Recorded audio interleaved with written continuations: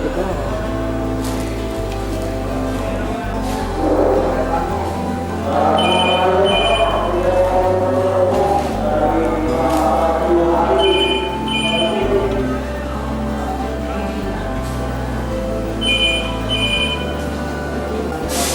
Belum ada telurnya, belum ada.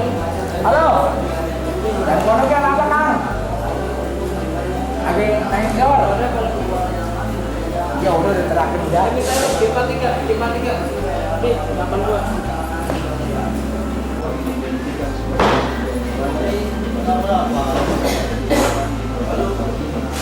Salam.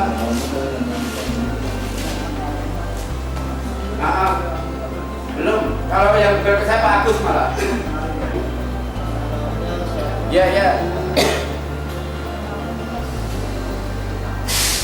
Maksudnya kesetiawannya. Kesetiawannya. Nah, terus. Ya. Ada Kak?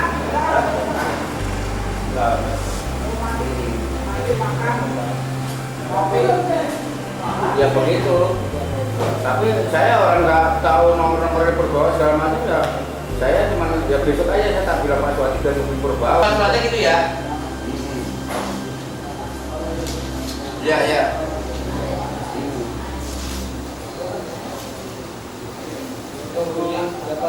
Bilang buka.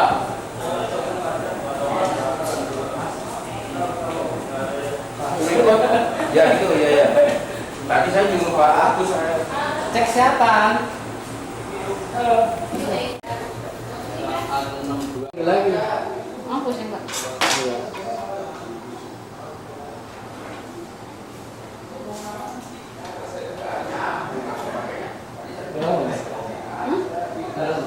Apanya? Datangnya dalam.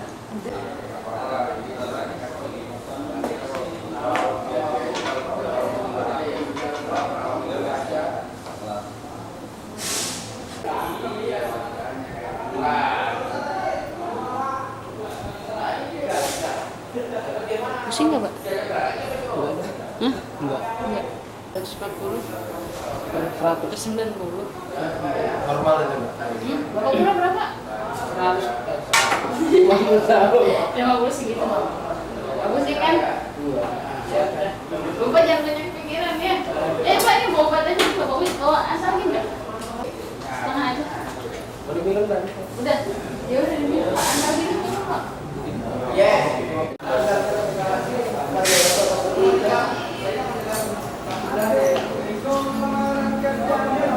Pakai tahun berapa Maria? Oh. Rajinnya mah kayak luar, belum pulang. Lalu untuk tahap-tahap apa yang harus dilakukan untuk menjadi seorang muslim? Ya, tahap pertama ya, tentunya kita kan dari pendidikan ya, dari SD bisa, terus dari STM, yang baik dari STM, terus untuk menjadi mahasiswa itu syaratnya satu, dia harus pernah menjadi asisten masinis, setelah ya kurang lebih 4 tahun lah, terus menjadi teknisi ya, artinya teknisi itu kerja di tekniknya ya, juga dia sehat jasmani maupun rohani. Lalu sebenarnya tugas mahasiswa itu apa, Pak? Tugas mahasiswa? Tugas mahasiswa yang utama ya, Iya. tugas mahasiswa yang utama adalah membawa kereta api dari stasiun awal dengan selamat sampai stasiun tujuan. Itu yang utama. Itu yang utama. Selain itu, Pak? Ya, kita biasa mengabdi kepada negara, mengabdi kepada negara melalui kereta api. Itu tugas pokoknya. Nah, Bapak sendiri motivasi menjadi seorang masinis itu apa, Pak? Ya motivasinya ya pas kebetulan aja kita tuh apa ya, menjadi seorang masinis itu, karena kita itu cita-cita nggak pengen jadi masinis gitu. Nah, itu bisa Jadi masinis. Apa cita-citanya apa, Pak? ya pokoknya hidup sejahtera, bisa menyekolahkan anaknya sampai ke perguruan tinggi mbak. Tapi dulu nggak sama sekali nggak kepikiran untuk menjadi seorang masinis dulu ya? Ya pertama saya nggak ada pikiran itu. Suka dukanya menjadi masinis ya Pak? Suka dukanya kalau terjadi sesuatu terjadi kelambatan ya, misalkan ada gangguan di perjalanan, terus misalkan ada PLH atau peristiwa luar biasa hebat, itu masinis agak sedih gitu ya. Juga misalkan untuk jalur-jalur padat transportasi misalkan di Jakarta untuk Jakarta itu ya tentulah masyarakatnya misalkan menghadapi pintu lintasan itu sudah ditutup, ternyata mobil tidak bisa ngobot. Itu kalau misalkan kalau kereta menabrak kayak Mata Remaja kemarin itu sebenarnya yang dipersalahkan siapa? Ya kita selidiki dulu satu persatu dari pihak mana gitu. Karena pintu lintasannya tidak tertutup ataukah masinisnya gitu. Kalau yang jadi kan kalau di pintu lintasan itu harusnya kereta api itu lebih diutamakan. Jadi kalau untuk kan dia ada rambu-rambu ya untuk kendaraan umum, tapi kita kan nggak sampai ke sana ya, artinya dia punya lah itu pintu lintasan itu tertutup atau tidak gitu. Ini kalau misalkan ya ada masinis istilahnya menabrak orang, Bapak pernah nggak Pak? Ya nabrak orang pernah ya. Ya, terus kalau kejadian itu kita berhentikan kereta api, terus kita melaporkan ke pengendali ya, ke PPKA, melaporkan bahwa di rintang jalan 1 kilometer sekian itu terjadi menabrak orang. Itu ke PPKA terdekat. Iya, terus setelah kita kan membuat ini kondektur, jadi nanti kondektur itu bikin surat keterangan di KDLB, kejadian luar biasa itu. Kondektur yang membuat, setelah kita selesai itu ya, setelah kita mendapat perintah dari PPKA atau kondektur ya, kita untuk meneruskan perjalanan, kita harus meneruskan perjalanan. Bapak mulai kerja jadi di PT Kereta Api ini sejak kapan? Saya sejak tahun 77. 77. Aduh, Pak. Enggak.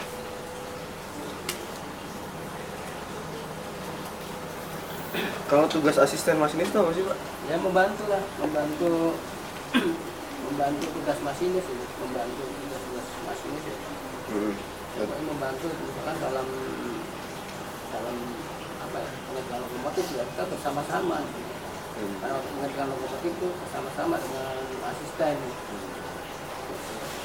Juga kalau dalam perjalanan, misalkan ya pada waktu perjalanan itu panjang, kalau masinis tidak terlihat, tidak terlihat menghadapi sinyal, ya dia yang memberitahukan dia, misalkan di sebelah kiri itu ada, misalkan akan terjadi PLH ya, dia harus cepat-cepat memberitahu kepada masinis bahwa awas, misalkan ada akan terjadi PLH gitu. Jadi dia memberitahu apa, membantu ya.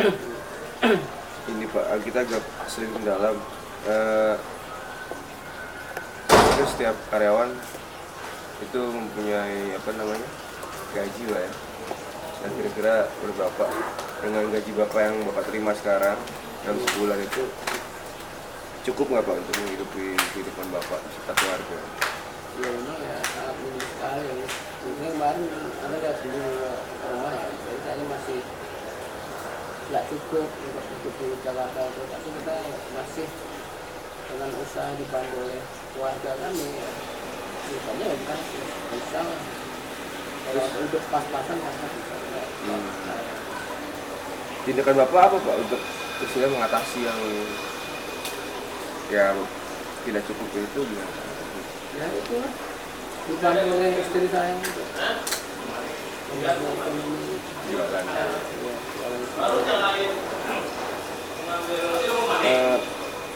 Kalau bapak kan tadi pernah bilang nabrak apa kereta, nabrak orang atau apa, perasaan bapak tuh kayak gimana? Ya sedih juga lah, kenapa nggak nabrak, sedih juga. Itu punya perasaan bersalah gitu ya? Ya merasa berdosa lah. Itu berdosa. Oke.